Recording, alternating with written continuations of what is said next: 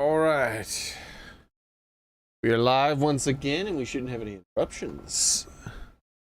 Should be a much smoother stream. What we got going on here? Game share, lame. Doesn't even work as good as it used to. Herbie Air Riders is $70 spinoff game. And Mario Tennis, a $70 spinoff sports game. Nah.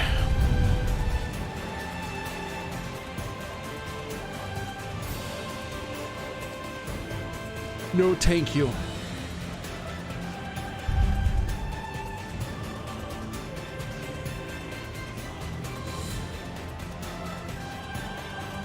So here we are, looking at some Xenoblade Chronicles X.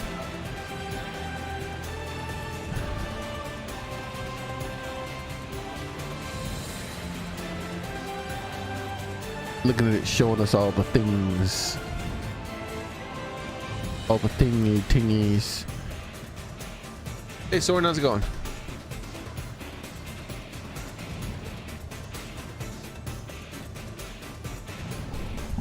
There we go. Meow, meow, meow, meow. Here.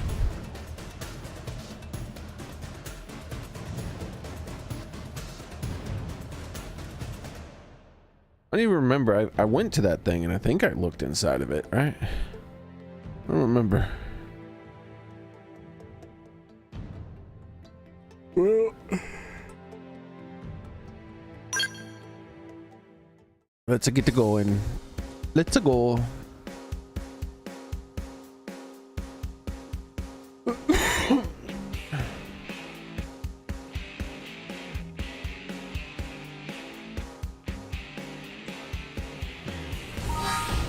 There we go.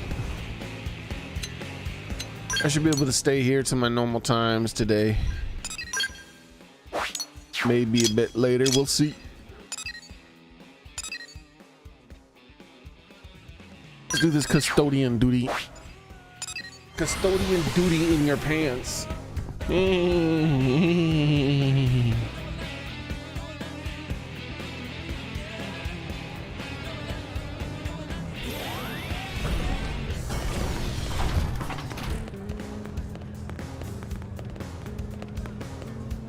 All right.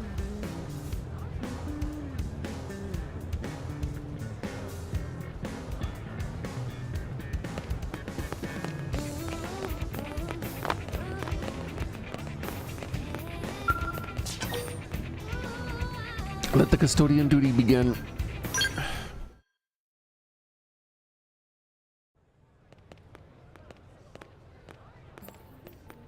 Hey, how you been? Been a while, hasn't it? Hello there.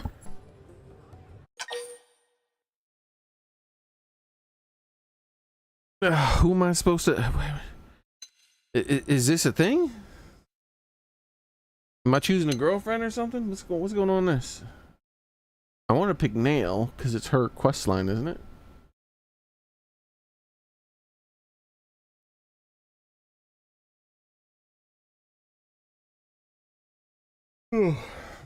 Let's see.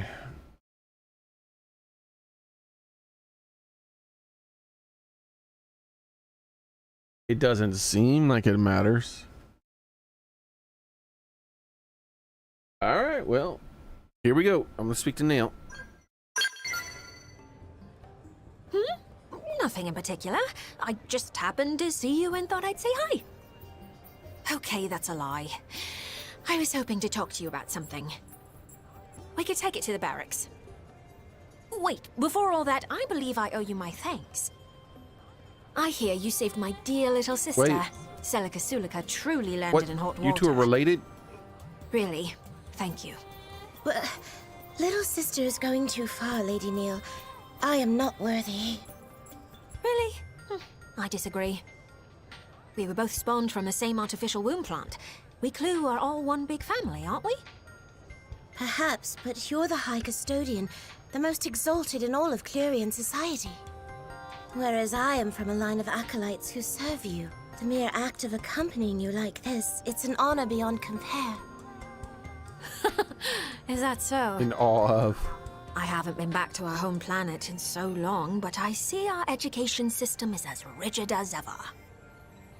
I'm tired of all this pomp and ceremony. Leave the hierarchical stuff to the other girls. I'd Other appreciate girls? it if you could simply be yourself around me. Are there no boys? Lady Neil. Whoops, we're getting sidetracked. I'll tell you the rest in the Blade Barracks. It'll be easier if you see the data firsthand. I'm pretty sure I maxed out both their heart-to-hearts, and I did not ever learn that their race is exclusively female, which seems like it might be. And that they're genetically engineered or whatever. Born in artificial wombs and stuff.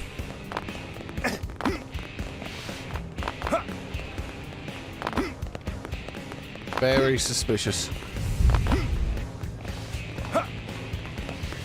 Who the hell they put in charge of these heart-to-hearts? You would think I'd learn stuff like that.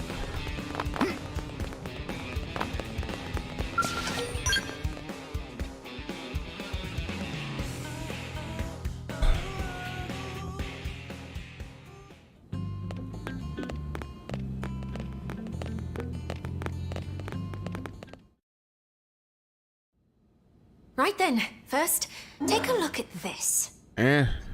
The time we went to Oblivia, remember those mystery mechs that attacked us? Eh. I finally figured out what they're all about. Rather, I remembered seeing the very same ones in a database back on our home planet. They're Clarion. So that means... Yeah, those machines are mobile weapons developed using actual Clarion technology. Would it be easier if we simply called them Skells? The model is old, practically antique. But these were special Skells who once served as personal bodyguards to a certain custodian. They require no pilot and were designed from top to bottom to be fully autonomous. In actual fact, there's something of a trick to their autonomic functions. Now, pop quiz. If I asked you who you could trust implicitly, who comes to mind? Hot shot. There's only one you can trust. Numero uno. Tell her that your friends will always be there for you. We'll say numero uno. Hey, that's right. Gold star. Logically, the act of betraying oneself doesn't hold up. Yeah, but you can't fail Ergo, yourself. It stands that you can trust yourself. Especially by being overly paranoid. And so, the master of those Skells copied her personality onto them and incorporated it into their autonomic system. The personality of the High Custodian Neil Nail. Huh? That sounds familiar.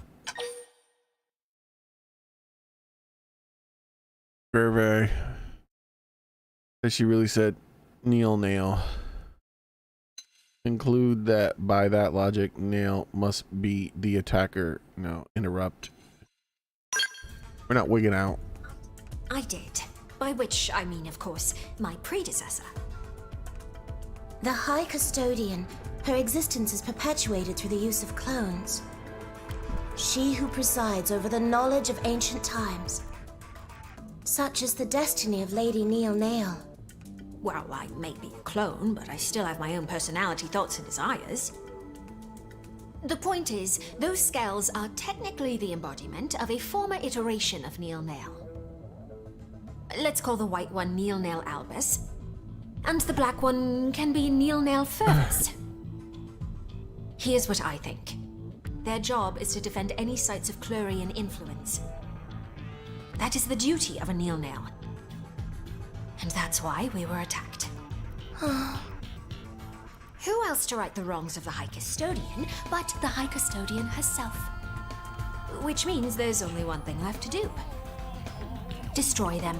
Put the old Neil Nail in her coffin. As I'm sure you're aware from the last battle, they're not likely to roll over and die for us. Once again, would you lend me your strength? Please?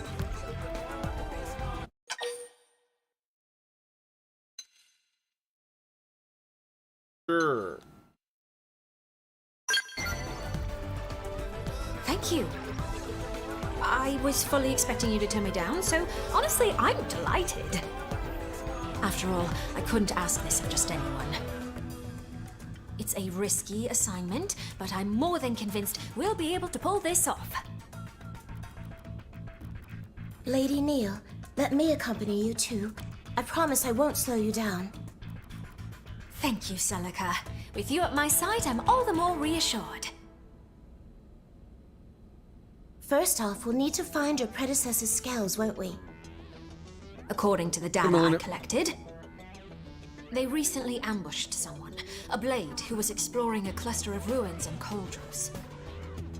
If the scales are meant to deter anyone who explores too far into the ruins, then... You're saying if we investigate those ruins ourselves, they will come for us. Bingo. I think it's worth a try. For starters, why don't we try looking in those ruins for info samples? That said, we'll have to be snappy. We can't risk them claiming any more victims. At once, Lady Neil. Alright.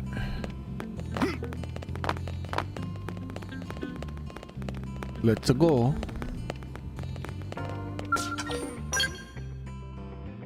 Let's go.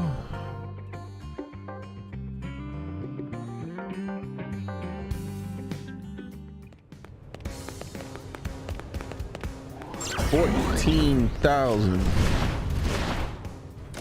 That's a lot of thousands. Well, get on our way. All right. I genuinely don't remember this nail quest where we encountered mysterious scales that weren't ganglion.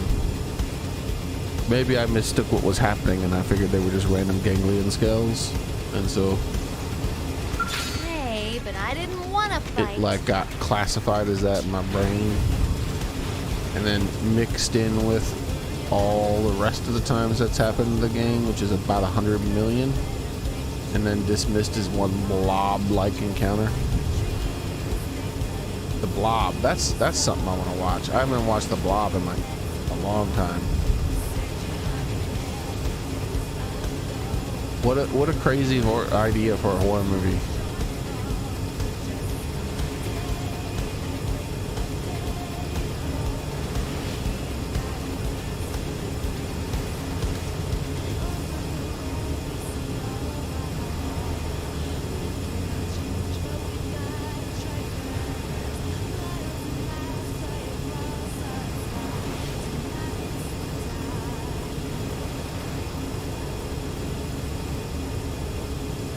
Trying to think of all the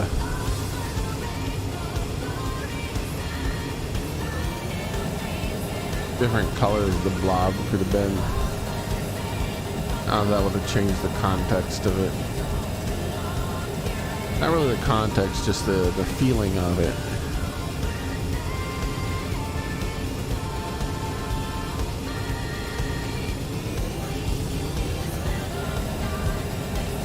I don't remember if I've ever seen the original Blob, like from the olden days. Because I know there was like a super old one, wasn't there?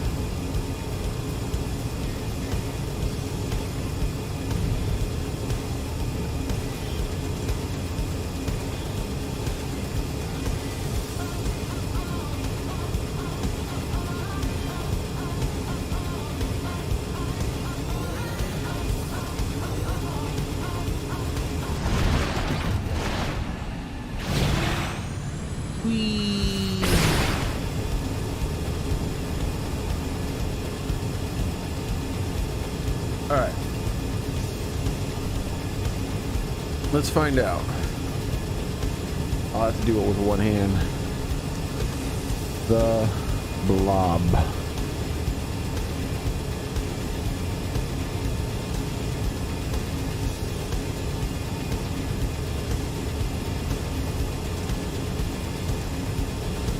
Yeah, see, there's 1950 something Blob movie. I don't think I've ever seen that one. I think I've only ever seen the 1980s one. You know, the 1980s when all the best films were made.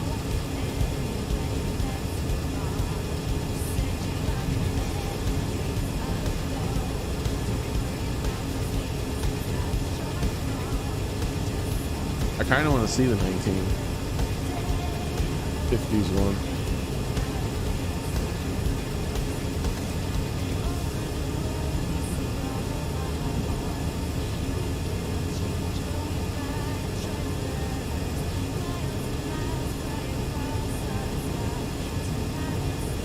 What the hell?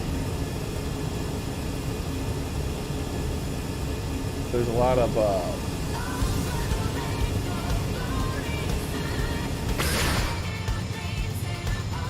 I figured it would show some stuff about the Marvel character too, but it knows better. It didn't show them. It's mostly the movie stuff and very little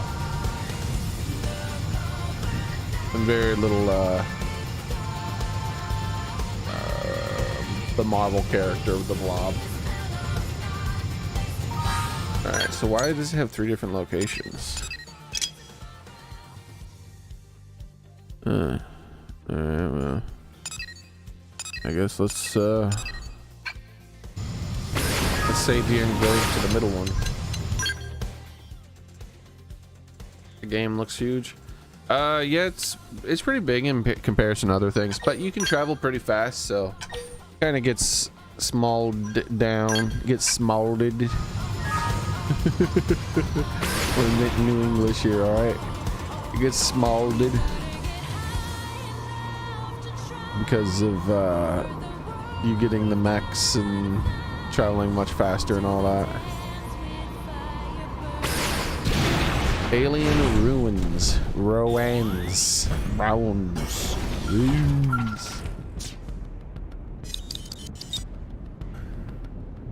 Oh my god, the nitrous oxide is leaking. You salvaged Royal Records 1. Alright. Can I take a look at these Royal Records? I cannot. A supplementary weapon attachment storing some auxiliary energy required to make use of quick cooldown. I don't know what that means. I guess it's something I can equip in empty slots to make my character's cooldowns reduced.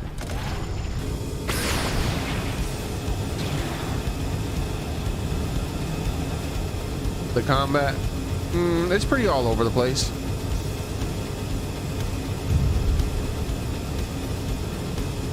I'd say I like Xenoblade 2's DLC combat the best of all the Xenoblade games. And then after that, I like Xenoblade 2's combat. And then after that, Xenoblade 1. And then Xenoblade 3 and this game are kind of tied, really. Nothing, neither of them are too special, really, in my eyes.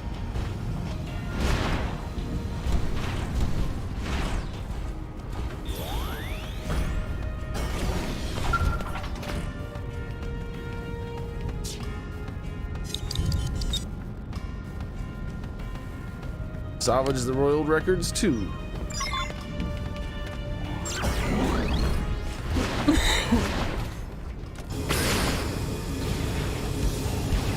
The game's combat isn't offensive or anything. It's not like I'm like, I hate this game's combat.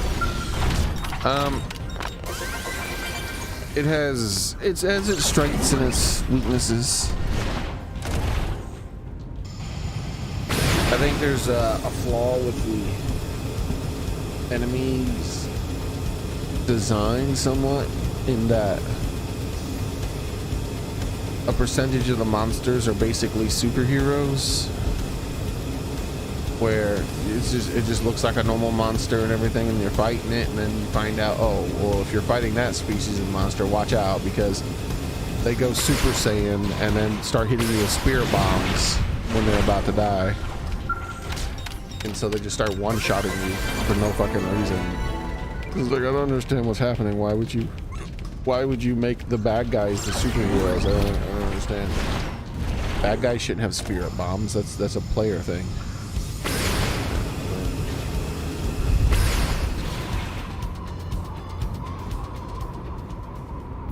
Oh, they've seen us.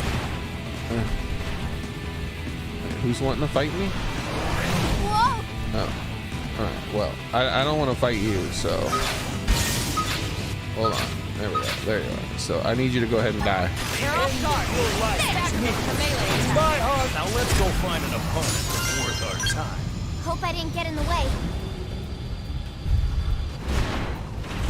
I'm at this like point right now where a lot of my combat against certain enemies is super overkill, because just like enemies having like this spirit bomb ability and super saiyan abilities, there are enemies that have inflated health pools where it'll be the same level as another monster you've encountered, but it'll literally have 100,000 times more health. And it's, you know, one monster has health in the tens of thousands, the other monster has health in the several millions. And it's like, huh. Well, that's weird. How do you expect me to fight those things? Well, they expect you to fight those things by eventually gaining access to attacks that do like 100 and something thousand points of damage in a single hit. Well, at that point, technically you've trivialized all combat that isn't the inflated health pool monsters now, while at the same time making it so that all the attacks that are not related to the inflated health damage attacks aren't that good anymore. And the way they try to balance it out is fuel. But the thing is, I can just go get my more fuel anytime I want. Nothing yet. Your forebears' scales refuse to surface. Perhaps the ruins of Koldros really have nothing to do with Clerians. So mid to late game, No, the combat I'm starts sure to feel a that little they do. flawed. I took a good look around the cloister. It was incredibly subtle, but there were traces of the clue. It's starting to look like Samarian worship took a radical turn, very different to the peaceful faith it once was. There's a high probability that we'll find them here. The problem is where to look. Perhaps we should try thinking more central. Central, you say? From the records we have to go on, we know that a king once ruled here, a civilization under an almighty monarch. This place was once the royal capital. Now, where would a king take his seat?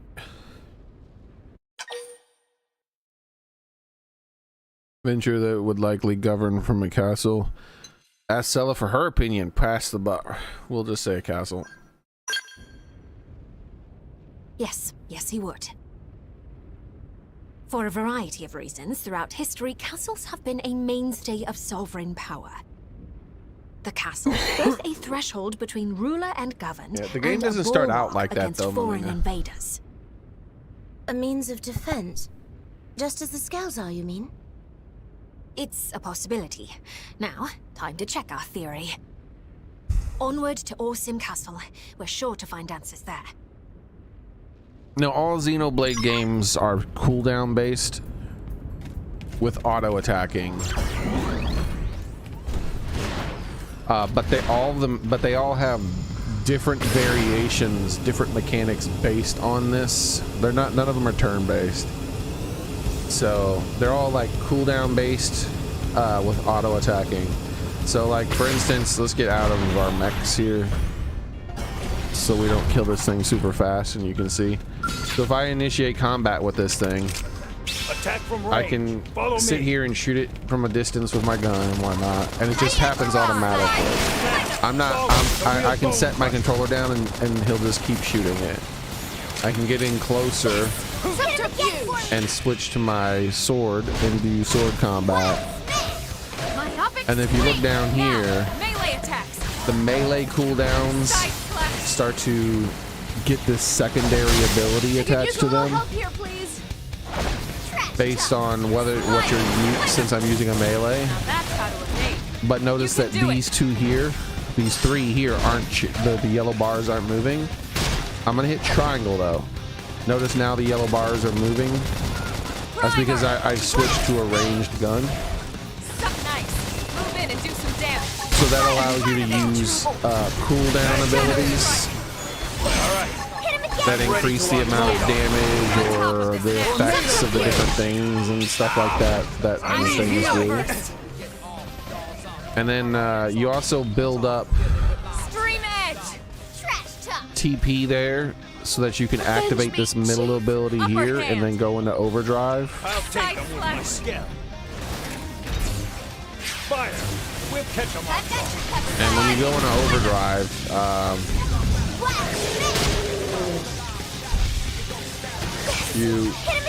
your cooldowns are greatly reduced and you do more damage and all, and you have extra like things that happen and whatnot. Carpe diem. Harder. Chop. Something nice. Move in and do some damage. Slide. That's the dent in him. Move in and keep the rhythm going. And then when you're in your Skell, you have this fuel over here. So whenever you use an attack over here, these attacks. So the attacks when you're in your as walking around as a soldier, that's based on whatever your arts that you selected and attached to your character.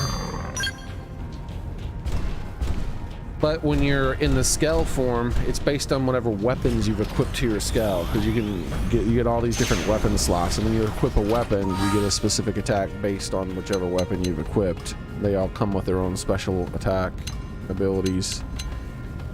But if you go to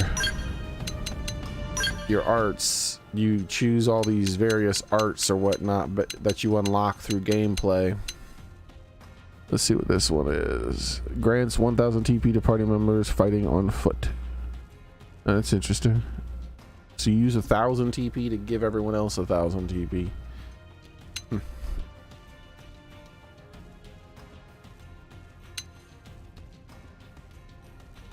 That's kind of interesting.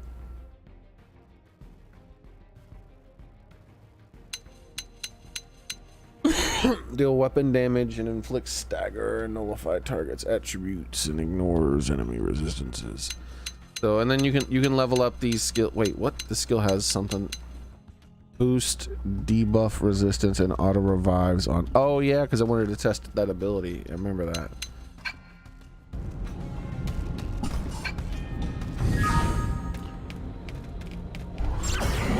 But I'd say, like, of the franchise, this game has probably the most mundane of the combat. It and Xenoblade 3. Xenoblade 3's combat probably... They've seen us. I'd say Xenoblade 3's combat looks cooler.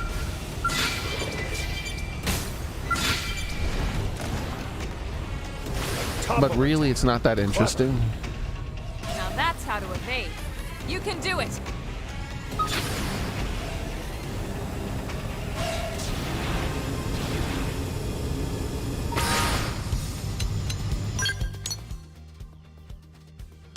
Alright, so they want us to go here, huh? Xenoblade 1, I think, in my opinion, is the best of the Xenoblade games. Not because of the combat. I think, like I said, I think Xenoblade 2 has the best combat once you understand how it works. And once you understand how to do attack animation canceling and all these other things.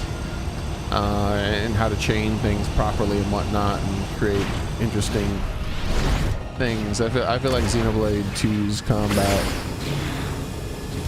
is the most interesting.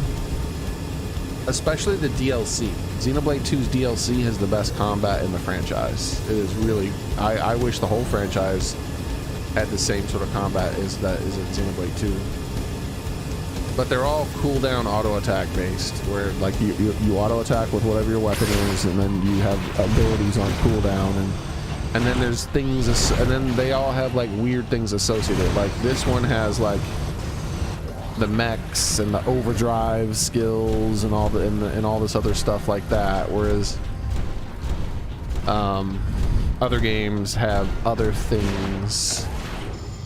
They all have their own unique little things associated with the system. But I still think Xenoblade 1 is the superior game if you're just going to pick one of the games to play. Not only because it's the first game, but because all of the subsequent games kind of lost certain things that Xenoblade 1 did incredibly well. has the best story probably. Lady Neil. But without question, it is the most interesting world to explore, with really cool ways in which it reveals the world, where like you catch glimpses of these really cool things off in the distance and you're like, wow, that's really freaking cool. And you always end up going there and finding out what that thing is. Whereas in Xenoblade 3, you'll see interesting things in the distance, but it means nothing. Like it has no meaning. It's that Xenoblade 3 has the worst of all the worlds, and Xenoblade X has an interesting world, but it's explored too quickly because you get access to these mechs. It's more haphazard. It's not as like refined and beautiful as Xenoblade 1. And Xenoblade 2's world is interesting to explore too, just not as interesting as 1. I would definitely play Xenoblade 1 if you had to pick one.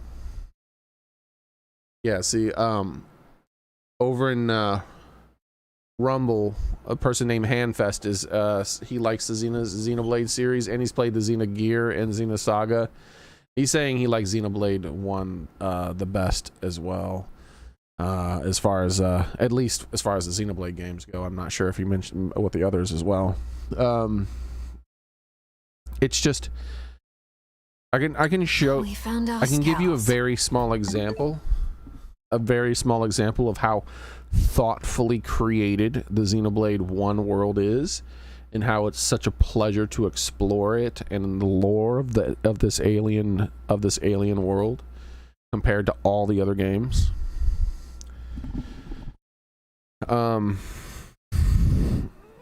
I'll do that after this cutscene and combat and me saving.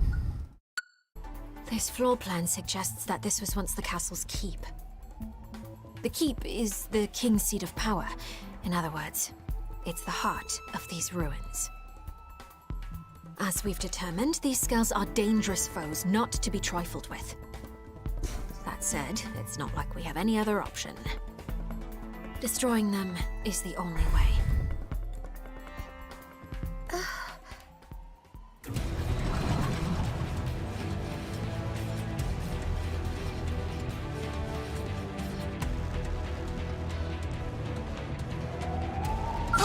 They've seen us.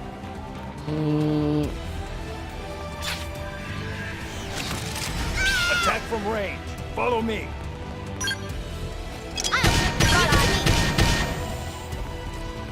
Good night. I'll take Early them with my bird. scout. That could have dented him. Move in and Got keep it. the rhythm going. Let's pack some more punch. Shadow strike. Now, follow the real bone crusher. Subterfuge. Thing is a lot of health. I wonder if I should use that ability on it. Side blast. Screamer. I'm starting to get. Oh, you know what we should do? This will make everything a lot faster.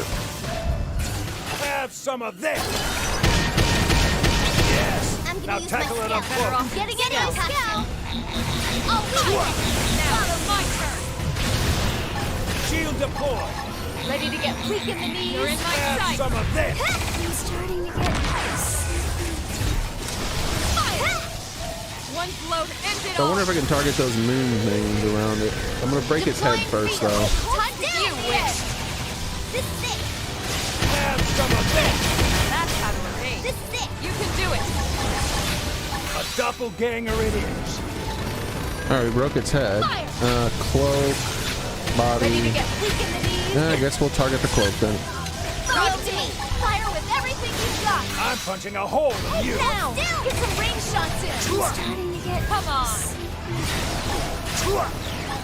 That's how to evade. You can do it. Take this. Deploy I don't think we're gonna destroy its cloak. Let's hit it with this. You'll like it. Bam. Try hard, no One rest. blow to Yep, end that it didn't all. count. Face the next one. Ready to get weak in the Fight. knees. Lay into it. Huh? What are we targeting? You're in my sight. Wrecked it. Now, Why were you guys? Wait. You guys weren't listening to Blow me. to end it all. this is it. You assholes. I wanted to check the other parts. They were not listening to me when I told them to target. Hey, you wrong. How's it going?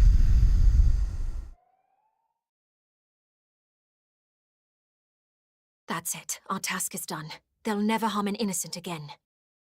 The custodian herself has cleaned up the old one's mess. The matter can finally be put to bed. Lady Neil, was this really the right thing to do? They were erratic and unsafe, but were they not also a part of you? Xenosaga. Yeah, I haven't played all the Xenosaga games. I only played a little bit of one of them, and then I don't even remember all of what I experienced. To that one, Celica. If you are always chained to the past, It was you either can that or never look to the Xenogears. future. I think it was Xenosaga. Even if it means denying my old self's With a robot legacy, I alien still lady or intend something to with right guns. their wrongs. We Clue must rise above our past if we're to soar once again through the infinite beyond. Among the acolytes, there were some who disputed your authority. Some even called you heretic. Now I see the truth. I see that you have always had Clue's best interests at heart. The same can be said of all Clurians, Celica. You see, the only difference is how we go about it. Besides, making contact with alien races, it's not always the solar storm we think it'll be. We don't need faith and tech as crutches, not when words can bridge the gap between worlds. We have a prime example of that right here, right?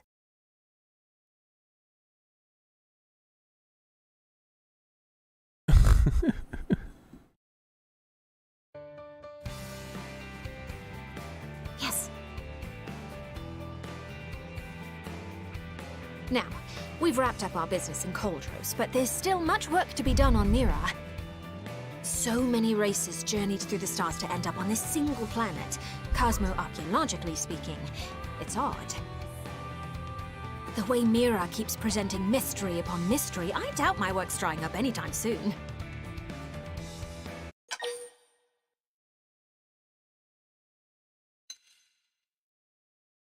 Sure. We'll help. Oh, you're pretty much indispensable at this point if I'm to perform my fieldwork here. Hey, why don't you become my assistant? Assistant? Yeah, that's a great idea. Lady Neil, the humans might have pressing matters of their own to deal with right now.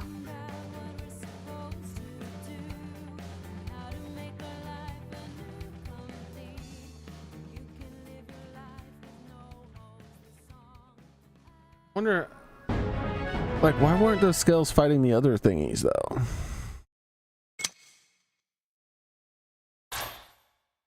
Heroic tale. All right.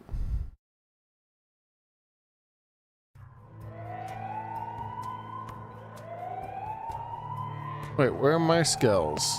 They teleported them out of here. That's weird.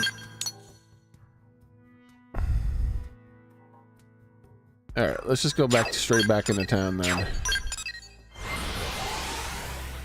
And I'll save in here and then show the example of what I'm talking about. It's my go-to example when explaining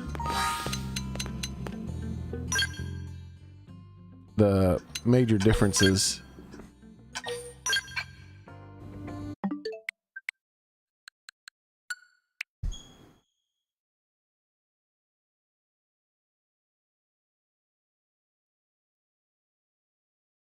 Like there is a pretty bad storm here right now too, by the way, so my internet might cut out or my power might cut out or something, guys, just to let you know.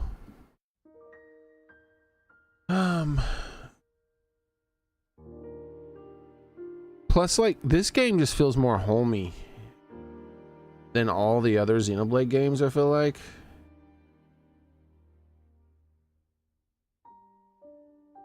Like, I could just come to this screen and it starts playing the music and I'm like, oh yeah, oh yeah.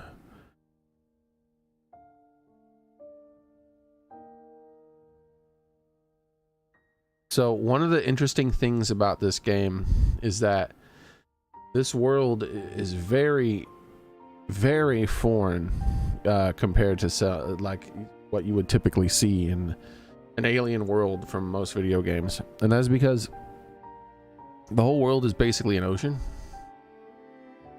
and the game takes place on monsters, giant monsters that are no longer moving around anymore.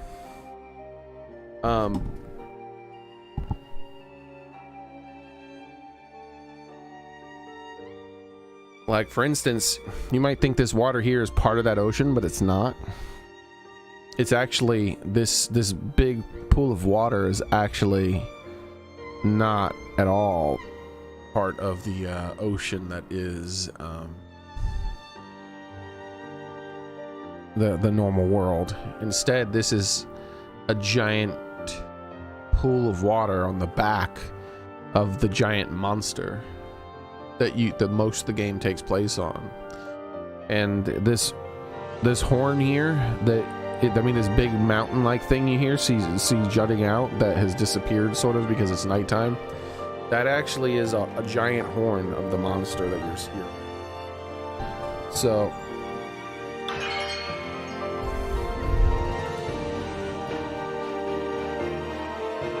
let's go ahead and load up the game, and I'm going to show you my example.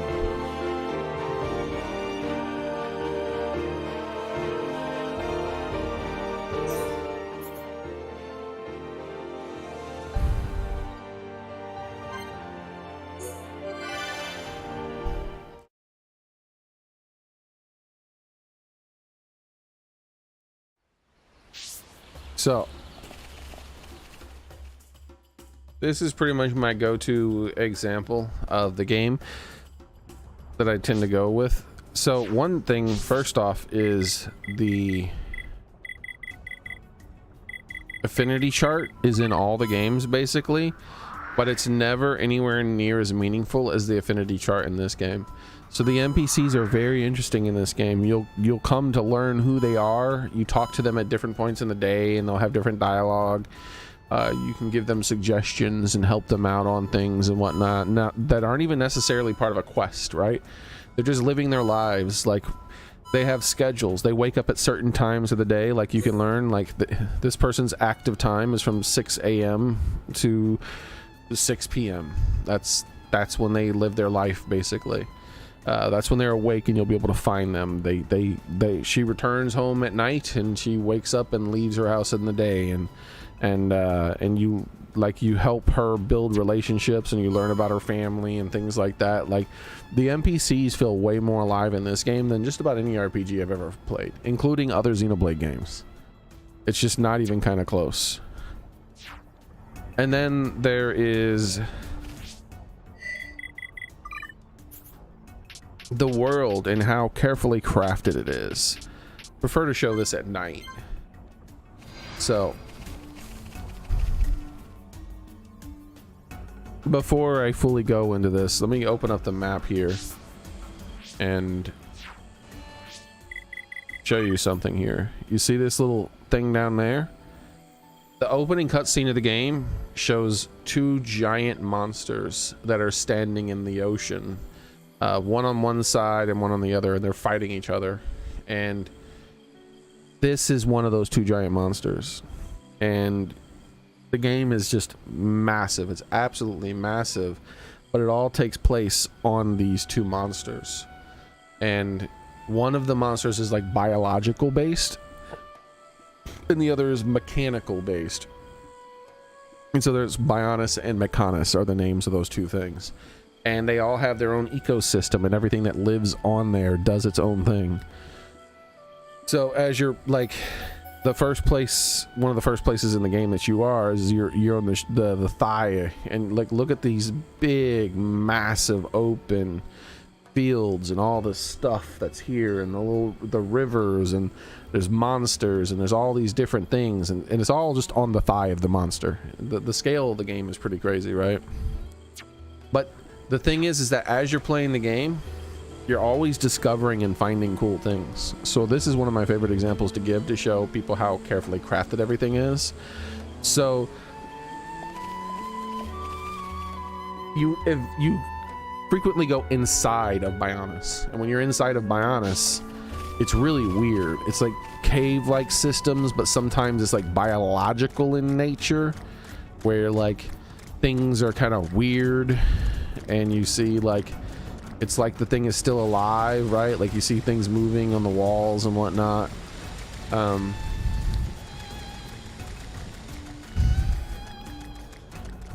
So I'm gonna come outside of a cave system that you had to travel through to get to this big forest in this game.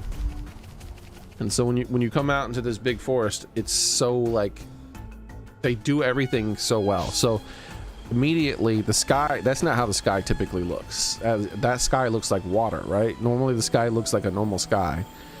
And then off in the distance you see a giant tree, right? So you see a big tree and a weird watery sky. So you're like, hey, what the hell is this?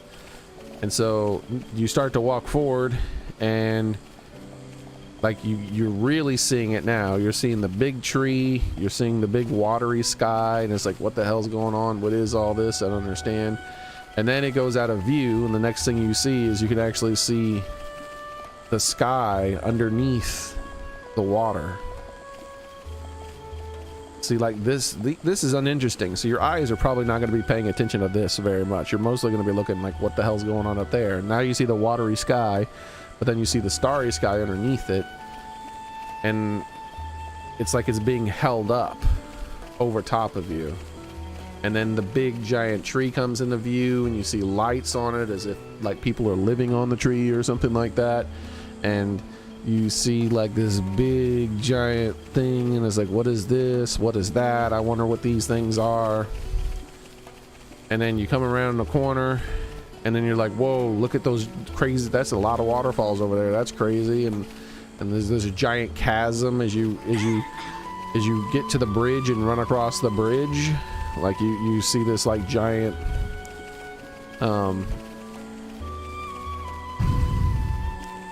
you see the giant chasm with all the water. You see like some interesting glowing stuff in the distance, and this massive forest and this chasm.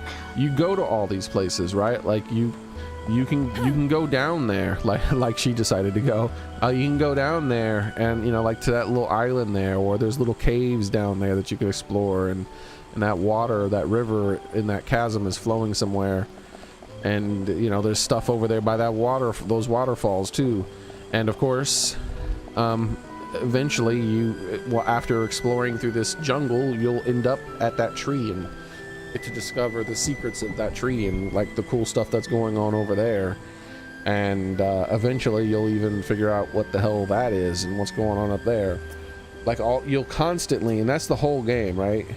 The whole game is giving you like these carefully revealed things. It's like, holy crap, this is really cool. I like how this place looks. This is really neat.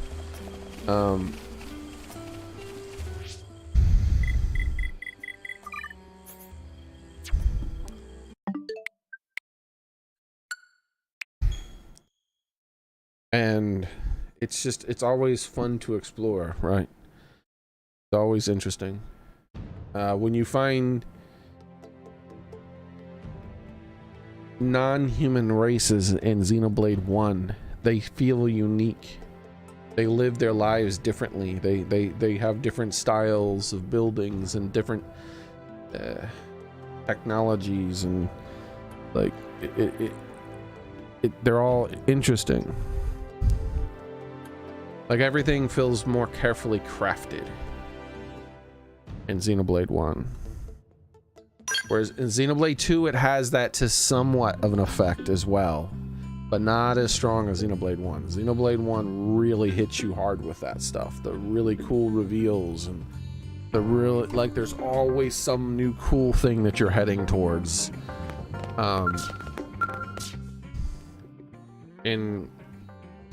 And the world feels dangerous because of the mix of the big monsters, and those big monsters feel more carefully placed too. Where in some of the other games they feel a little more haphazardly placed, like this one.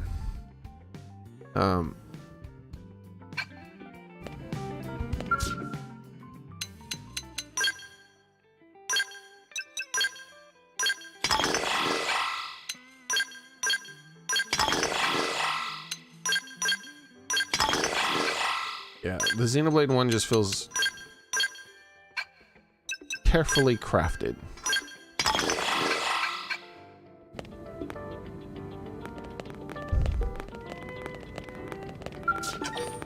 Xenoblade 2 is very interesting too. The way their land works and things of that sort, and the cultures and whatnot. But it's just not as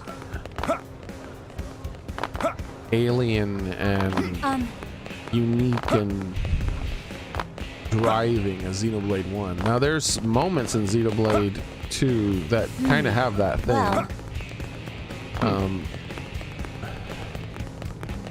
That I really can't describe without spoiling. But there's moments in Xenoblade 2 that have that kind of thing as well. Yeah. It's just it's a lot less frequent. Hey. But there's definitely some big moments in Xenoblade 2. Some big, like, holy crap. Anyway. In Xenoblade 3, there's none of that. The way I describe it is like Xenoblade 3 could have taken place in your hometown and it would be exactly the same game.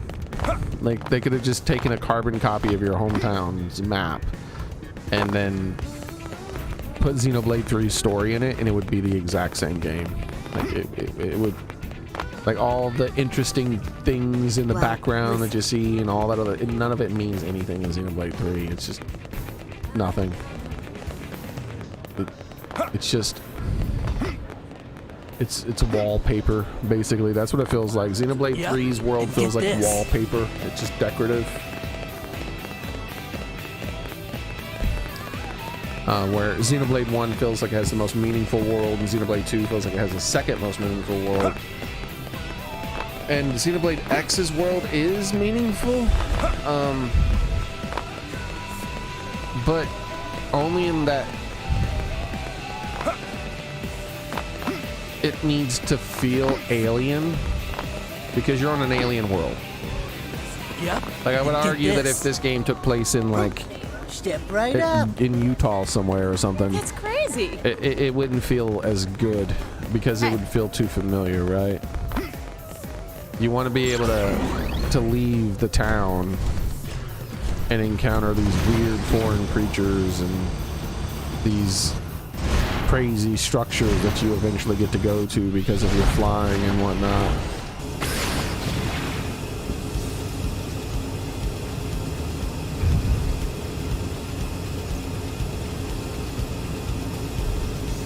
But there's not much meaning behind it. Like this here, this whatever the hell this is here, this structure here, it's purely decorative. There's no meaning behind it whatsoever. At least it yet. That could change later on in the game. But this giant weird alien structure that you would never see on Earth,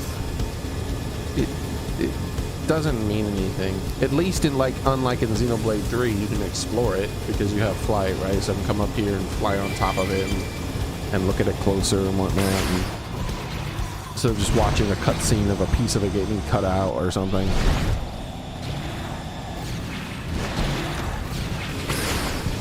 Like,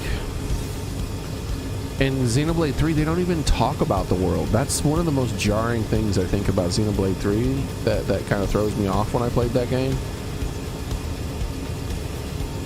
Is it means nothing. So in this game, for instance, this game doesn't have the Xenoblade 1 and 2, 1 and 3 setting where in Xenoblade 1, there's like a giant hand. You'll be going to a place and there's just like off in the distance, it's like there's a hand and it's like bigger than a mountain, you know, and it's like, huh, you know, what is that? Well, you know what that is in Xenoblade 1. You know why that hand is there. The characters will talk about it. You'll find out lore related to what's going on and whatnot, because the hand is part of the creature, right? You get to the base of the creature. In the base of the creature, you can find a cut off arm of Bionis, or Mechanis, I don't remember which one now, lying in the water. It's just in the water. It's the cut off arm of it. And there's like a city there, and there's trees and a jungle growing and all that stuff, but it's just this giant hand and part of its arm attached to it and whatnot. and you know what that is because, you know, it's part of basically the world. You've seen how it was created. In this game, there's something like this here. This giant structure here, right? This could change at some point later in the game, but I really don't have any clue what this is. But at the very least, my characters acknowledge its existence. There's even quests related to exploring it and gathering information about it. Like, this is an alien world with alien structures, and my characters care about these structures. Like, they acknowledge this, like, whoa, what's that weird ass thing there, right? Not everything, unfortunately. Like, I don't think there's been any single quest that talks about or describes these big, like, tube-looking structures. These big cable-looking things coming out of the sides of the Earth and whatnot. But for the most part, if there's some weird, interesting things, they tend to at least mention them. The NPCs talk about it. They, you know, they acknowledge its existence. In Xenoblade 3, they don't give a shit about their world. Like, there'll be huge portions of the game that take place with like a giant fucking hand just right there. There's like, you know, like where that monster is and that island. Imagine that island is a finger. And it's just like the rest of it's just the finger, and there's this big ass fucking hand with the arm going off underneath a thing, and it's like, what the fuck is that? Like, what the fuck is that thing? And you would think the characters would be like, what the fuck is that? Why is there a giant hand there? They don't care. To them, it's no different than a mountain being there. There's no discussion, there's no acknowledgement, there's no fucks given about how crazy their world looks. In Xenoblade 3, it looks like there's giant frozen monsters stuck in the mountain and stuff like that. And they never acknowledge it, they just don't care. So, yeah. Unfortunately, Xenoblade 3's world feels like wallpaper. It's there to look cool, but it doesn't mean anything. In Xenoblade 1, 2, and X, the world definitely means something, especially in 1 and especially in 2. A little less so in X. I feel like they could have just taken any old alien feeling world and plopped it down and it would have been the same.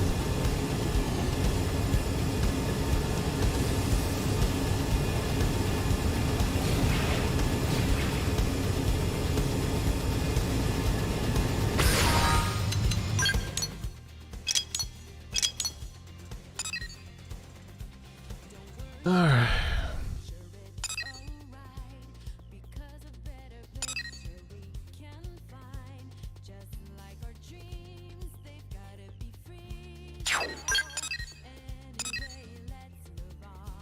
Running out of stuff to do. I guess 2 peas in a pod is the next one.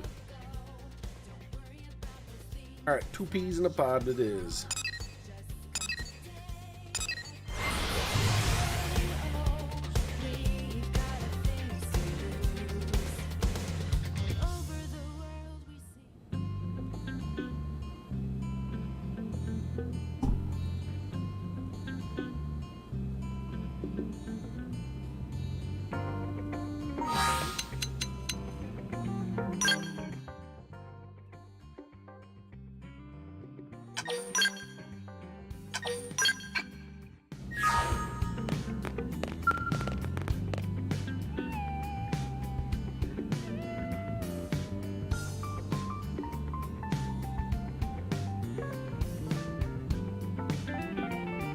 Yeah, there is that kind of thing too, Melina.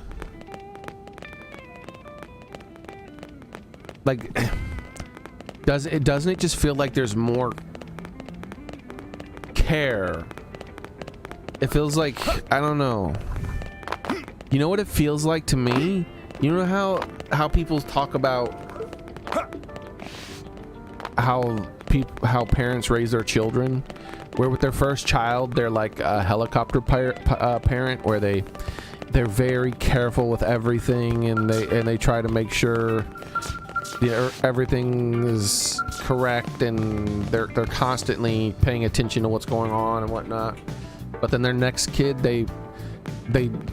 they're more confident, and they pay less attention, and they let the kid run wild a little bit more, right? And they do that with each subsequent kid,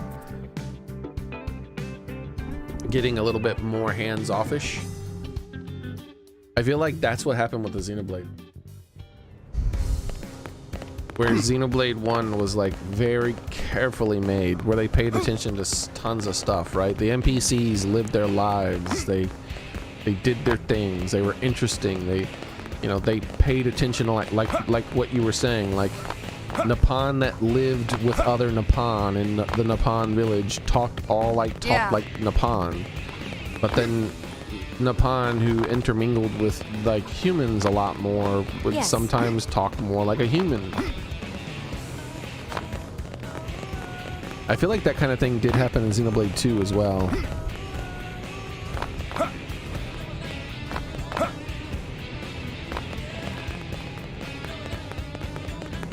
But there's lots of little details. Lots of little details. That's crazy. Oh, wait. Why'd I come out here? I wanted to start the quest. Hey.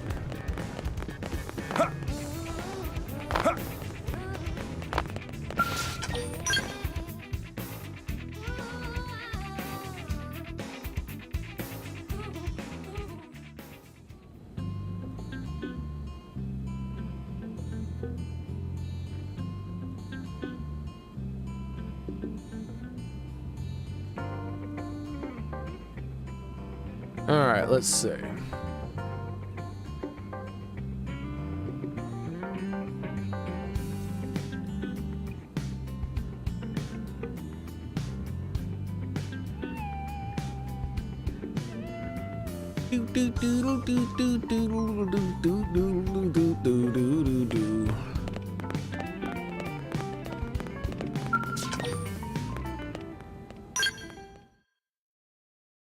Mustache Man delivery. Whew, I am beat. Mind if I relax here a bit? Sure, just don't make it a habit, okay? We can't have the barracks become your day spa. Hey, can't a commander stop by now and then to check on how his favorite team is doing? That's why I'm really here, you know? Mustache Man worse liar than even Tatsu. Real reason for visit is for Linley's cooking. Oh, the dinner roll ain't as dumb as he looks. Why, thank you. Tatsu, I don't think that was a compliment. I'm not sure food helps Mimiosomes with fatigue, Commander. Comfort food helps everything, Lynn. I just need something to take my mind off this weapon R&D work. It's driving me nuts. Weapon R&D? Can I get in on that, sir? I'd love to help out. All right. I should have figured this would be right up your alley. Up my alley? It is my alley! All right. Let's call it a personal job from me. Frankly, I'd love the advice. Ooh, there's a new official character Understood. trailer.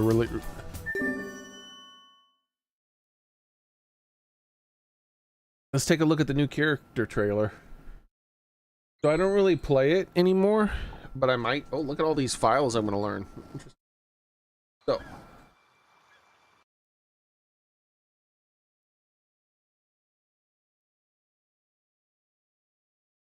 But I might start playing it again here and there, you know? It's just the problem is there's not enough people playing it. If they come up with some good single player stuff, then I'll probably play it more then. But the multiplayer stuff is made up of mostly a super ridiculously hardcore community. And so playing single player, playing online is not that enjoyable. Because there's basically, you're not going to face anyone who is around your skill level unless you play it at least a few hours a week. You can't do like I want to do and just pick it up every now and then. But I still am interested in the game. So there's a new character that they're revealing here. I want to watch the trailer for them.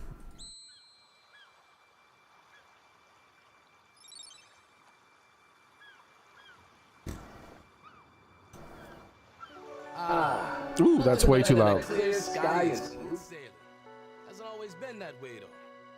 I was born and raised on the Polakai Islands, which received the blessing of the tree tears. But one day, the tear of joy vanished, so I shipped out to bring the scallywag home. Got a mite sidetracked in Julesville, but found a few good mates for me trouble. Hey. More than a little treasure. Miss Search then led to Godai Delta, but she'd be surrounded by a storm. Even I am not crazy enough to sail true. But now, I'll set anchor in Merchant Port. And while I'm there, Wanted. Bill Luther tied me over.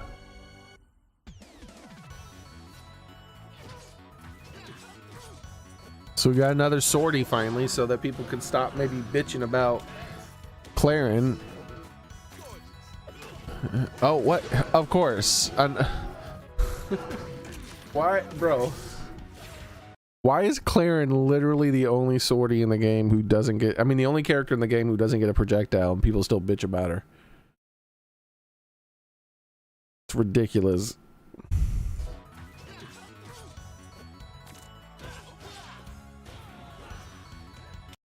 Like, now you have two ranged weapon characters, and they both have projectiles. I wonder what this money mechanic is. You're getting all these doubloons. Maybe he's buying, maybe he's using the money to buy his projectiles and stuff. So, like, what were the things that he looked at? I'm guessing that crystal's probably a buff, like a wind buff or something. No, more like a water buff. It looks like a water, so he probably gives a buff to his sword attacks or something weird like that. Or no, it looks like he chose that and got the okay, so so he got a boomerang, a water-based boomerang. It looks like. Let's look at all of the I want to look at all the things that he showed up, because there was like, so was there anything else besides this? I wonder what that would do.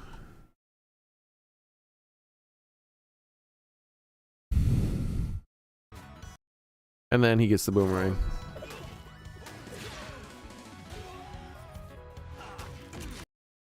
And he can use his chest as a projectile and then buy something. That's ridiculous. He's like, here, take my treasure chest, bitch. Alright, now that you've taken my treasure chest to the face, let's see what I'm gonna buy. So, defy death once upon hitting a blast zone. What?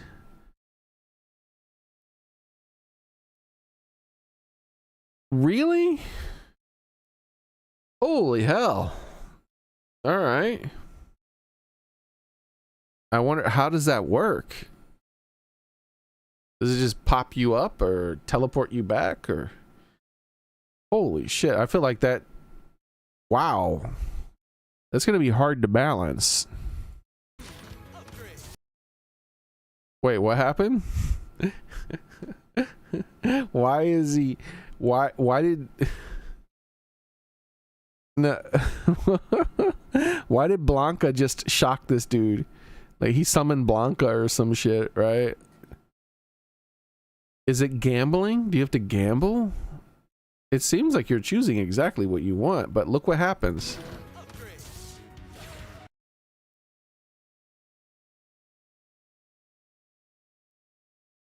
That's weird. And then he's gonna be saved, right? Oh, well, we know how it works now. That feels absurdly difficult to balance. His sword is buffed in a water effect. I thought that might happen. Oh, he threw it. So when you grab it, it's not like you have it. Like he has access to that thing. So maybe it works more like Pac-Man's ability, where it starts out with an apple and it can turn into, or it starts with a cherry maybe, and then it can turn into like a key eventually as he charges it, maybe.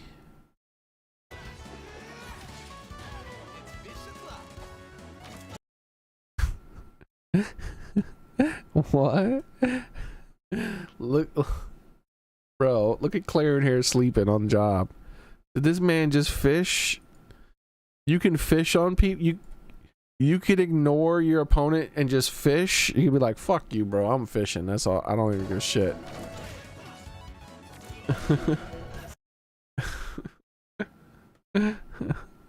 I'm sorry, what the fuck just happened? The chest is a trap. And he fished off the side to grab a projectile that gets stored in the chest and triggers maybe when someone's on above it. And you can hit it afterwards. I wonder if the your opponent can hit it as well. Or did he trigger it? Because he was making a visual. I wonder if he triggered it. Because he does like a... I think he said fire.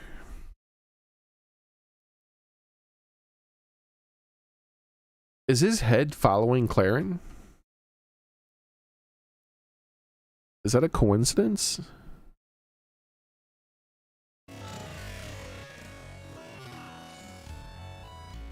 Yeah, that was a coincidence.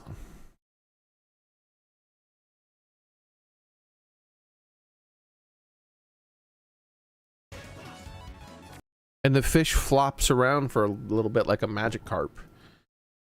And then you can go like, yeah, I want to hit. Like, how did he fling it at them? I thought he attacked it, but it almost looked like he didn't attack it there. No, he picked it up. I wonder if your opponent can pick it up. He grabs it like a banana and smash. And he's like, catch, bitch.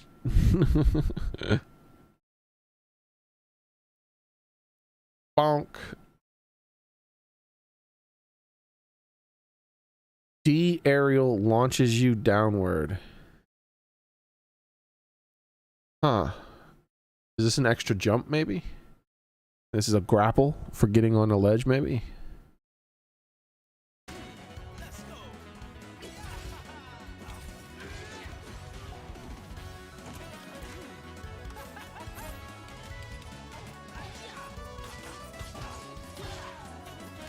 So he gets a ranged throw. Oh my lord. A pirate's life for me. Another one walks the plank. He looks very hard to balance. Another pirate. So does it start out with the whole thing? So the first thing, yep. I think it's like Pac-Man. It's going to go from that to the water stone, which gives you the boomerang, maybe some other things. And then he holds on to it, and then the very next thing he gets is the boomerang. So the water stone probably is what made his sword have water attacks on it. And then after that, if you hold it long enough, you get a bomb, which explodes upon impact.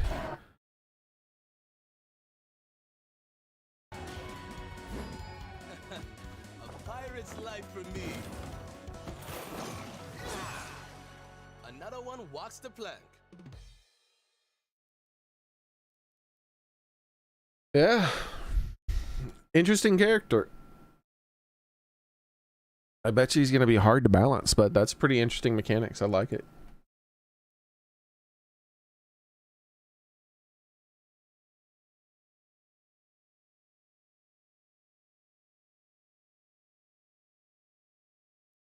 spring. That's not too far away. And summer's not too far after that.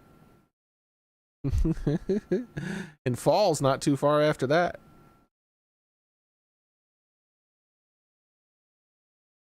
Interesting.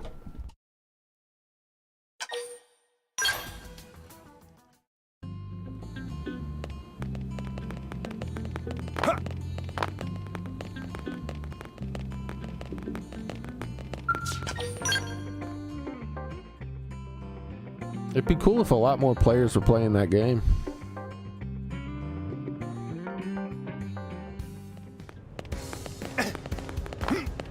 Yeah, that's the main thing I don't like about the game, is that it's small player base, and the ledge mechanics feel outdated, because they do the ledge hogging mechanic, which is basically a player activated stage hazard. That's the way ledge hogging is always good. Like, there's this player activated stage hazard where if you interact with it, I mean, if you activate it when the other player is about to do it, it's insta death stage hazard. It's like, this feels weird. I'm not saying it's not skill based, it definitely is, but it doesn't feel like the player is killing you, even though they technically are. It feels like a way to avoid interacting with the player and instead killing them with a stage hazard. It's almost like, imagine, it's like, imagine instead if a player grabs a ledge, whenever they grab a ledge, they activate a mine while they're holding on to it that will instantly kill anybody who gets near it, except for the player holding on to it. That's what it feels like. You know, it's like, huh. Like, good job using the turret to kill me instead of, you know, fighting me like a man. And it feels the same way when you do that to your opponent. Like, I've never felt satisfied when I ledge trumped someone or ledge hogged someone. It felt like I was activating a stage hazard and just kind of cheating.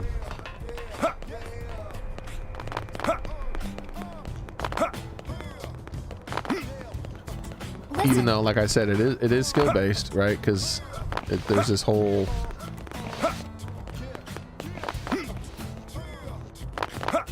thought process behind how you recover and how you can force people to recover, and the different heights and how the ledge snapping and things, and going above it and below it and going just low enough to make sure you can't be hit and you snap the ledge.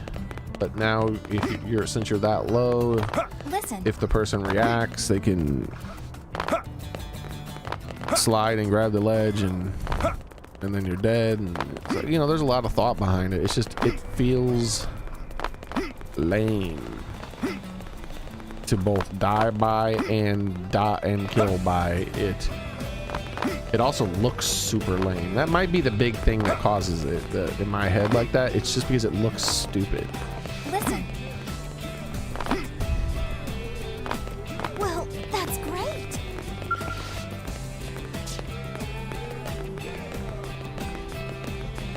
You just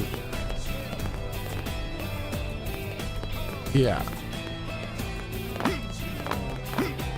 I don't necessarily wish they had ledge trumping instead. I wish they would have come up with something original that was competitive but yet interesting at the same time. That felt more engaging and less stage hazardy.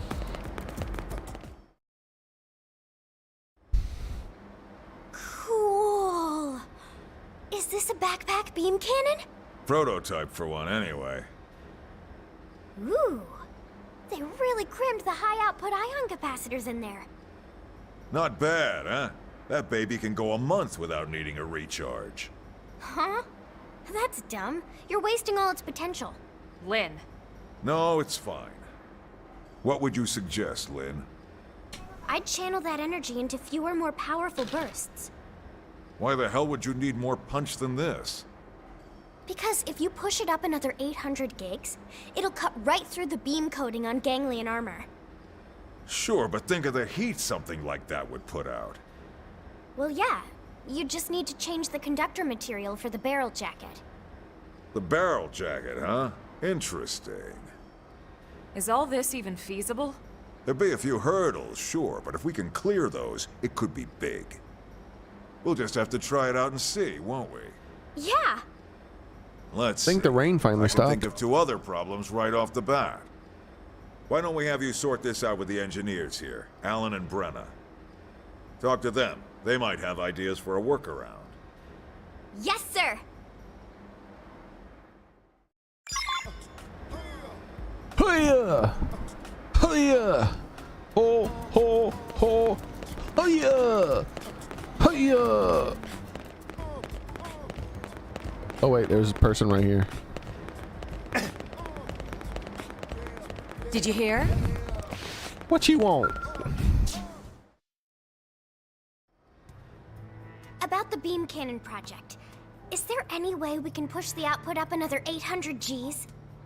I know it's a lot, but if we can manage it, I think we could punch through ganglion armor. You want another 800 gigawatts continuous output? Yep.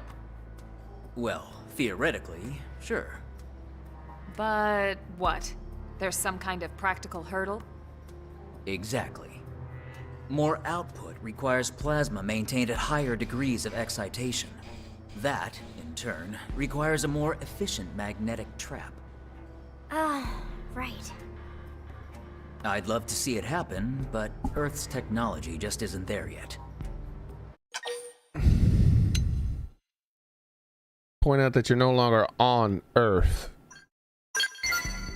That's a fair point. It's true that Earth may not have possessed this Manon, baby. technology, but Mira could be a different story. I don't follow. Up to the Manon. Oh, I get it. She means xenotech. We've got all kinds of races here on Mira. One of them might have a solution.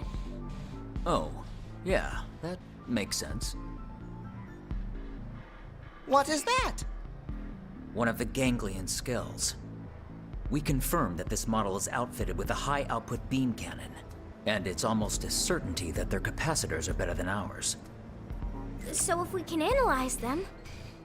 Right. We might be able to find a solution to our magnetic trap problem. Come on, guys. We've got a giant laser to hunt down.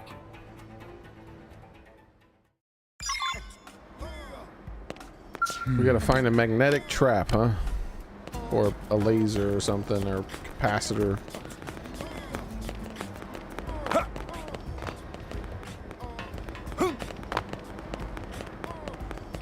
Then we can do all the gigawatts and go back into the future or something.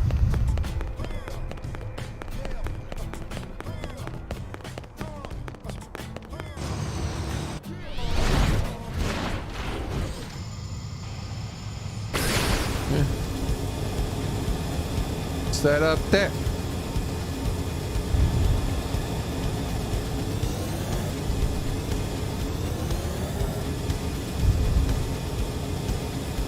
I want my gigawatts. You can't have them. Gigawatts. Ah, stay away from me. You, whatever the hell you are, don't interfere with me getting my gigawatts. All right. Oh, these guys, huh? Any particular part of their body you want me to... Hey, I didn't tell you to attack that thing. Now I gotta get back to examining. Red, follow me. Fire with everything you've got. Stupidos.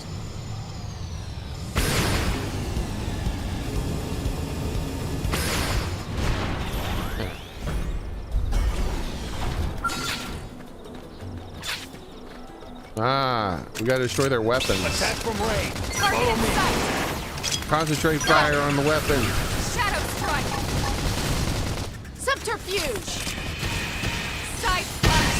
Tornado blade. Grenadier. Scream edge. Bruce Springsteen, Now apparently. tackle it up close. Takedown shot. I owe you one. Scream edge. Flash grenade. Magnum edge. Burning slash. Sliding. That's the dent in 'em. Right, Move in we've and keep almost the rhythm destroyed one of going. their weapons. Side slash. Upper hand. Shadow strike.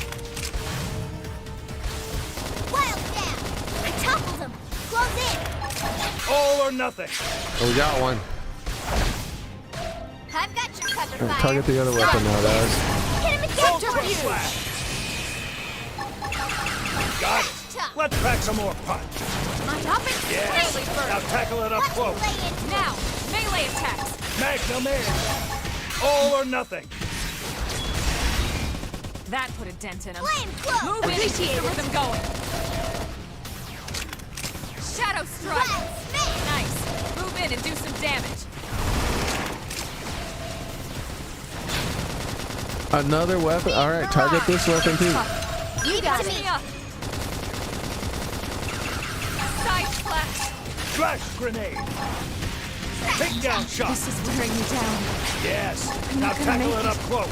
Watch me lay Magnum edge. Fire. We'll catch him off. Subterfuge. Burning slash. Rhino. With a range shot! Ultra slash. Tornado blade. True scream edge. Shadow Yes. strike. Now tackle it up close. That put a dent in him. Move in and keep the rhythm going. Thank you! I'm sorry. I don't think we're gonna destroy this last weapon.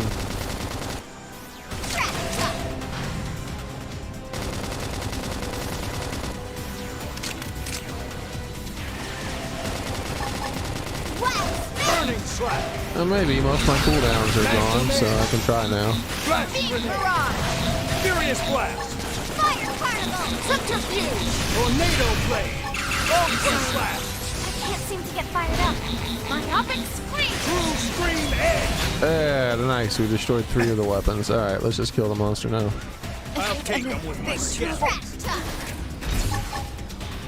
Wild smash! Flame cloak! Thanks. Appreciate it! I'm almost down, but not out. Now let's go find an opponent that's worth our time. Hope I didn't get in the way. Hey, we got 3 of them. Oh, we only needed 3 of them. Perfect.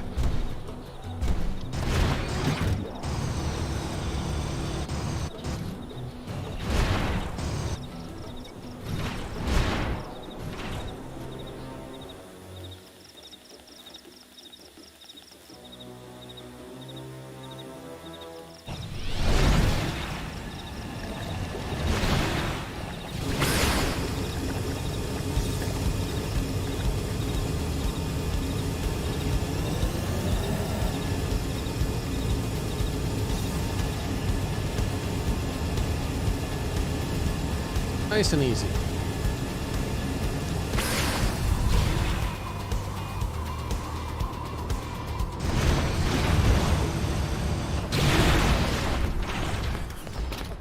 Did you hear?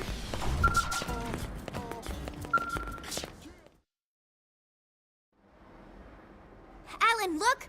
We found a capacitor! Oh, I got 4 somehow? I thought I got 3 of 3. Oh, yeah, whatever. It doesn't matter. I guess I already had 1, and then I got 3 more. Amazing. I have to hand it to the Ganglion's engineers. Will this solve our problem? Leave it to me. With a mix of their tech and ours, I may even be able to do this one better. Leaving If shit that's to still you. not I'm enough, leaving it to Tatsu Bieber, can loan out obviously. secret Nopon technology. I'll let you know. One problem down, one to go.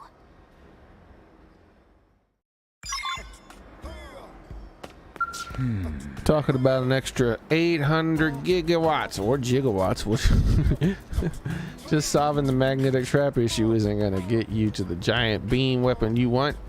I recommend you talk to Brenna. She's a good engineer. She's stubborn as a rock, but incredibly competent. I'm sure her insights will be of use. Best of luck to you. But you're trying takes guts, and I'm behind you 100%.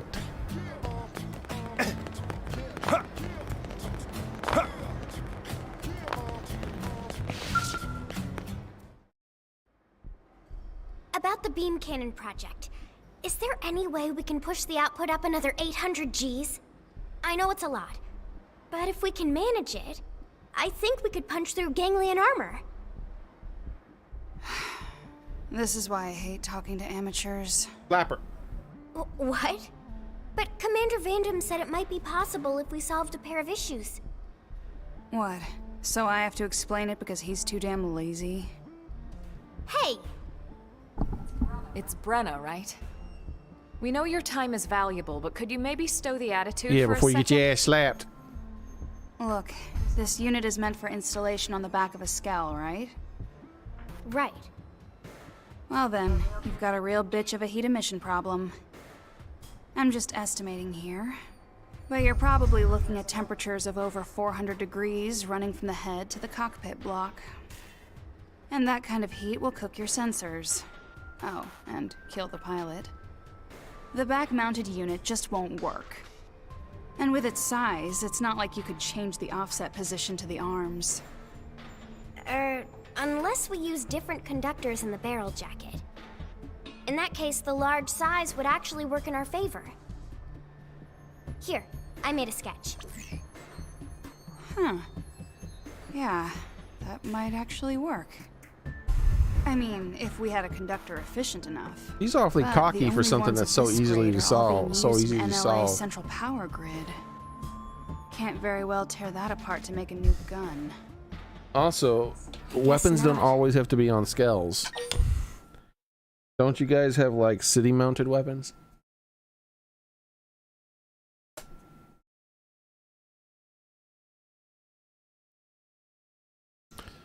It's just that you can get around that problem. Maybe. There have to be resources here on Mira we've yet to discover. Who's to say one of those can't be turned into a new conductor? Hey, that's it! We'll just build a new one. And you expect to just miraculously stumble across this hypothetical material I probably today? already have it in my pocket. Maybe not today, but that doesn't mean we shouldn't look. I'm not giving up on this. And there's aliens. Surely the aliens know things. Oh, by the way, I went ahead and checked my pockets. I think you'll be surprised what to find in it. Hey, Brenna. Think you can turn this into a conductor? Literally in my pocket, 99 max of the thing. Dunno. Never seen it before. I'd have to test it, but yeah, maybe. I'm just shocked you found something. I can't think of a single blade more passionate or stubborn than Lynn. I can see that. Guess I look like a real fool now, don't I? I think I just lost my sense of wonder at being in this place, you know? Anyway, I was a jerk. Sorry. Alright, problem solved. Let's report back to the commander.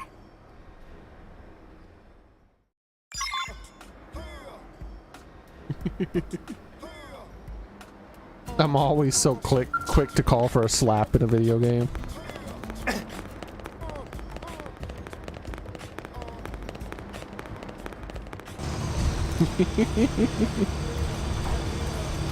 But then every time it happens, I'm like shocked by it. I'm like, oh, damn, she slapped that lady. Damn, that's messed up. I'm just here selling wolf tickets. Fight, fight, fight, fight. Ooh, did you hear what she said?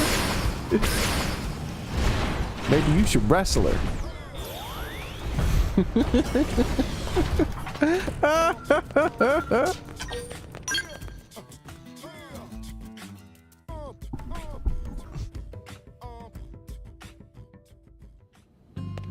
Like pretty much any time they get into it.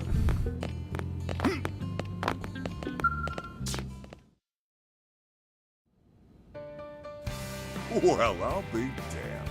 Didn't think you'd solve both problems that fast. You're your parents' daughter for sure, Lynn. It's true they were both engineering geniuses. But they were beloved by people for their fire and initiative, more than their theories. They were heroes for folks in my generation.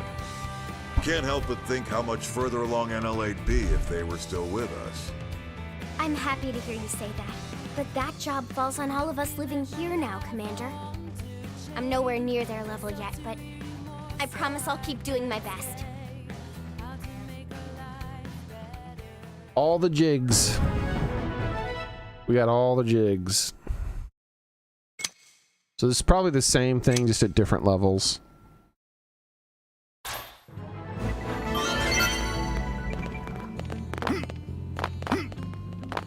Let's go take a look at it.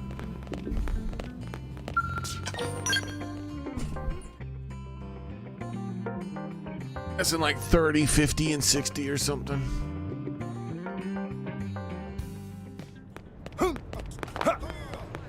So you can't do the quest until like 50 almost, so maybe not.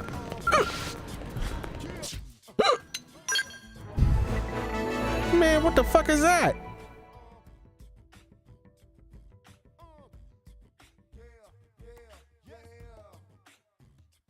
Skulls will never be the same. Powered by a 5th generation particle generator and fit for a dreadnought class warship, this 6-barrel cannon is the pinnacle of scale weaponry. Equip your squad with the stopping power of a fleet.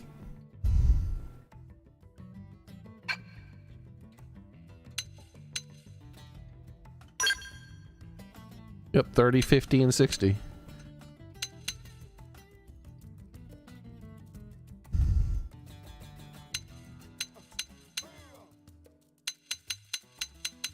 Let's find 51,000. No, wait, 30,000. All right, that's the 60 variant. So 34,000. Where's the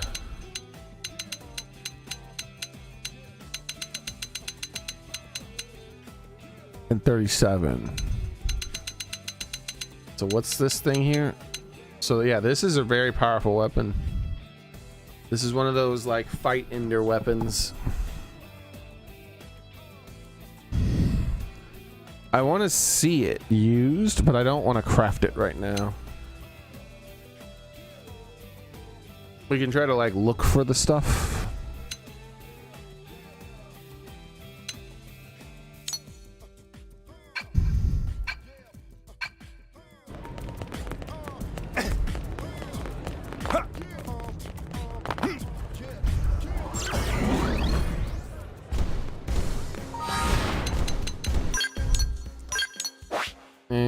Alright, well, there's something over here.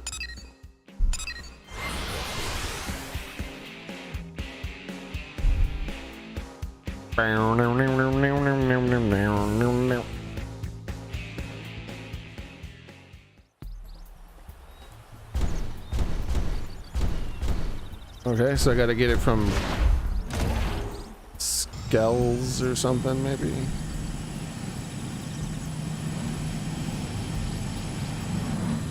I'm not seeing anything.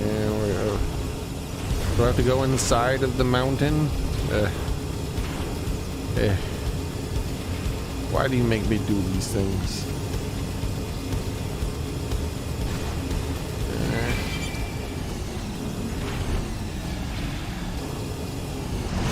Beneath the whole thing, maybe?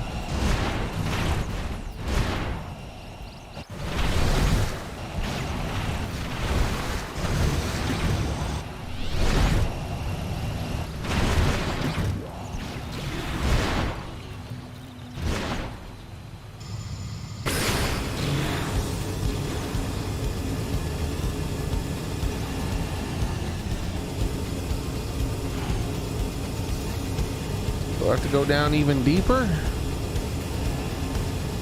Man, what the hell?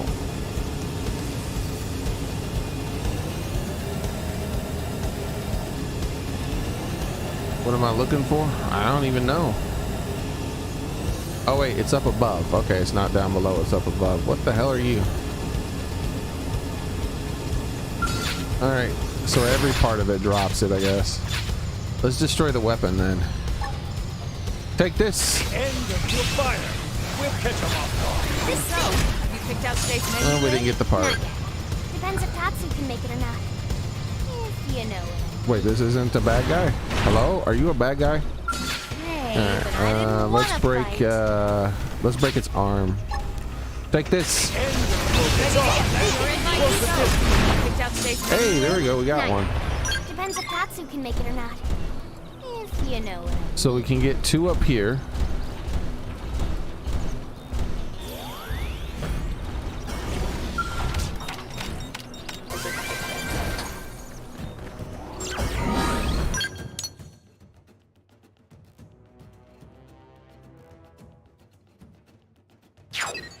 We got some stuff going on down there. All right, let's see what's going on here.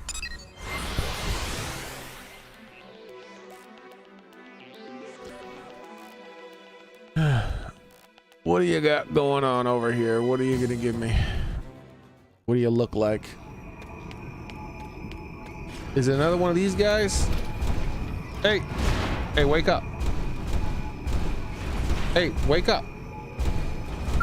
They've seen us. Let your ass pretend to be asleep. Now that's how to evade. Let me break its weapon again. Your life is here. Fly hard, quarterer. I think you can pretend to be asleep. Technically, it can pretend to be asleep, and there's nothing I can do about it. Damn bastard. How dare you pretend to be asleep? He's like, nope, I don't see anybody out there. I'm definitely, don't see a damn thing. I'm definitely not gonna engage them. Gonna stay in my shutdown mode. Hey, but I didn't want to fight.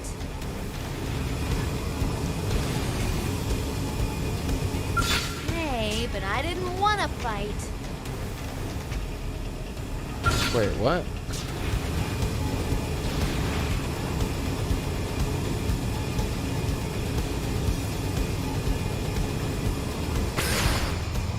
I don't see anything. It's not up above. Oh, there it is. It just didn't spawn in. Hey, this one isn't afraid to be awake. Let's break its head. The end of your disarm now. Close the distance. Wait, what? Why are you bothering me? This fight wasn't about you. Very well, you will all die then. Right here. Got the edge.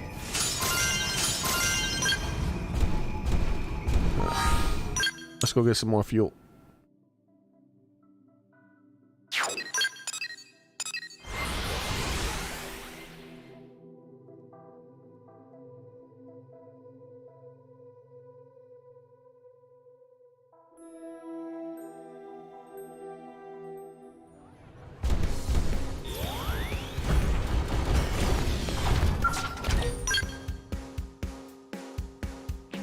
I definitely want to craft at least one of these guys because it looks crazy and I want to use it in combat at least once. Like, that's a crazy looking weapon.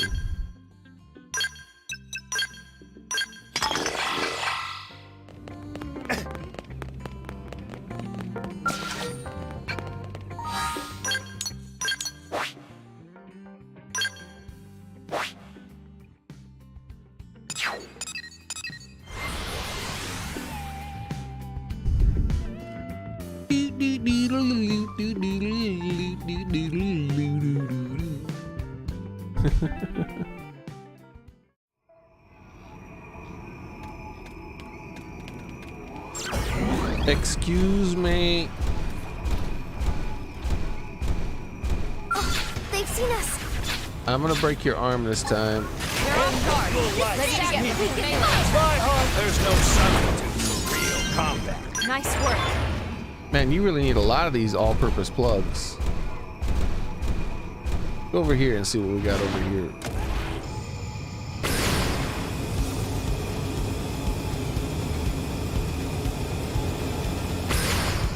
Come on. Come on. I know you're there.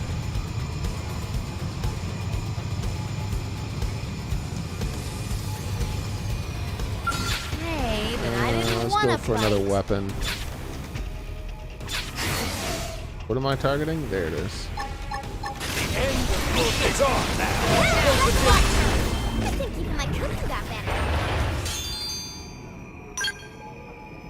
Trying to break various parts of its body as I fight them. That way, if I ever need those parts to craft a thing, I already have them. It didn't have to be like this. Going for the head. Shoot some more. Fly hard. Opportunity not. Double gunfire. Yeah. This is it. I'll let them finish that guy.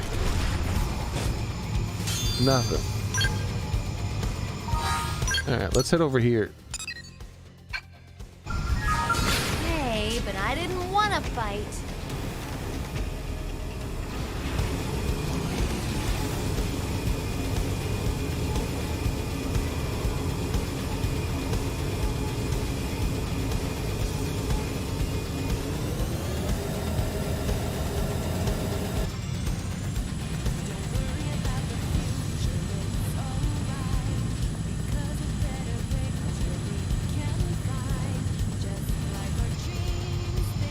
I don't see anything.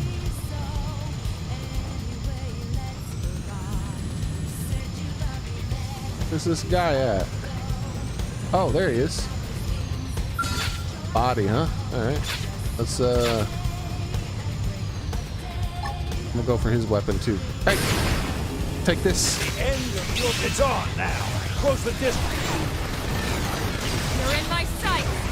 Wow, he's pretty durable. Got him. Oh wait, his body was breakable? Come on, break out the big Huh. guns.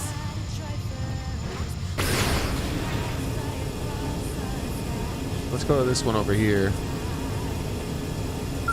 So I need to break his body to get what I need. Excuse me, I need to break your body. Nothing personal, Pete. Your life is needed. Fly hard. Opportunity not. Double gunfire. All over him, loser. Let him have it. All or nothing. Fire! You're in my sight. Pokey. So, you picked out today's menu, Lynn? Not yet. Damask Depends if Patsy can make metal. it or not. You know. So those other guys could give damask metal too, or maybe they were just higher in the sky than I was looking in the other region.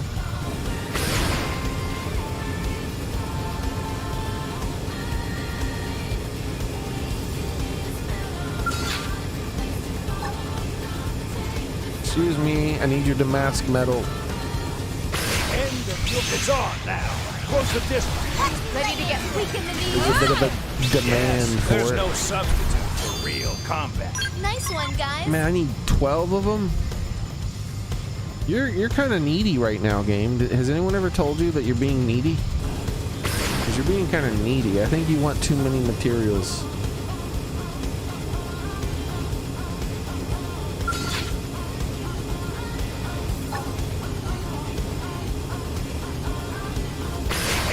Your life is needed.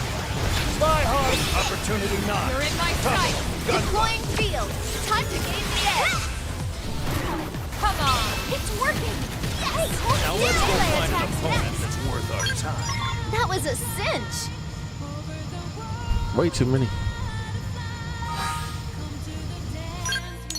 So I got a little bit of both of the materials that I need the most of to craft this thing.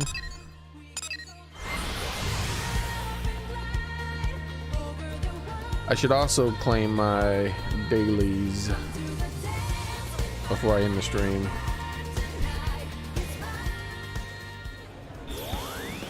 Let's take a look at what's going on here.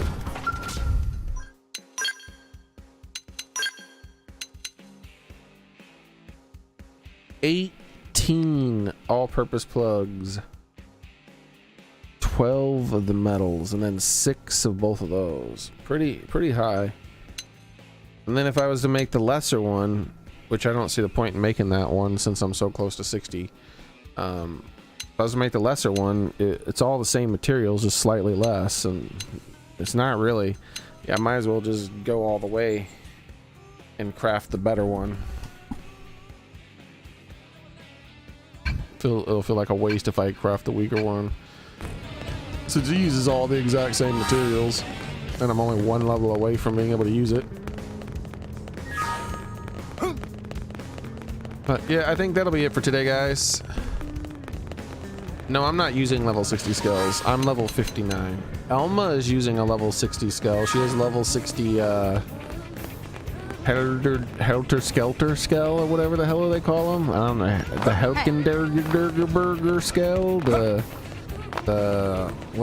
what other names sound funny when you say H? The Haagen-Dazs skill.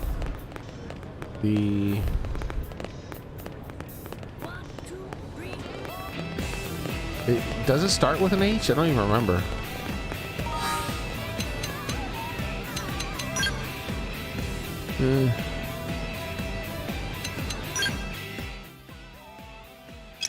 Oh, the Havarti skill. Yeah, that's what it's called. The Havarti.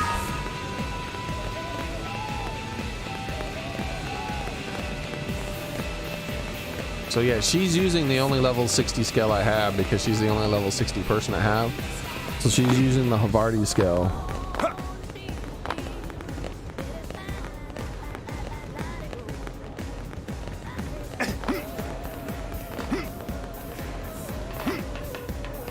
But once I get to 60, I'll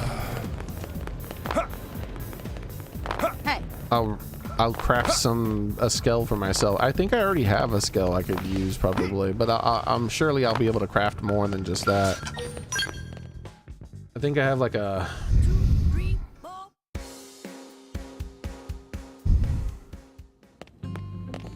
bulldozer skill or something of some sort.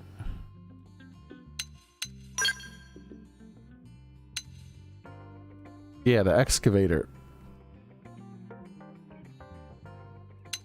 I like the police scales color, the little glowy, plasticky. I feel like I had a toy like that when I was a kid that had those colors.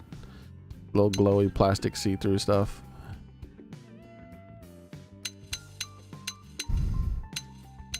But yeah, that's the only other level 60 skill. I got the Havarti and the excavator.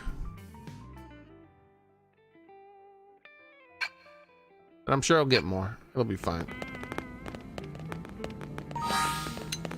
Either way, that's going to be it for today, guys. Thank you very much for coming. I appreciate it. Hope to see you guys the next time I stream, which will be tomorrow. Same cat time, same cat channel. Be there, be square. And take care of yourselves, everybody. Hopefully, I'll be able to do an even longer stream tomorrow. I was able to stay later today than the past few days because of reasons. Though, I almost did have to leave again today. There was a chance, a small chance of it, but I got it taken care of, so I was able to just stay at the stream the whole time. But tomorrow should be different. You guys have a nice night. Take care of yourselves, everyone. Thank you, everybody, for stopping by. And to some of the other faces I don't see that often, or who are new here, like Dragon Destroyer and Necromancer and whatnot. It's nice seeing you guys. And I am Mario. He said he had one comment that I did not understand. But yes. Have a nice one, everyone. Thank you. Oh, and the fella who I talked about Xenoblade Chronicles 1 with. Man, I really like Xenoblade 1 a lot. Anyways, have a nice one. Bye, everybody. Thank you again. Take care.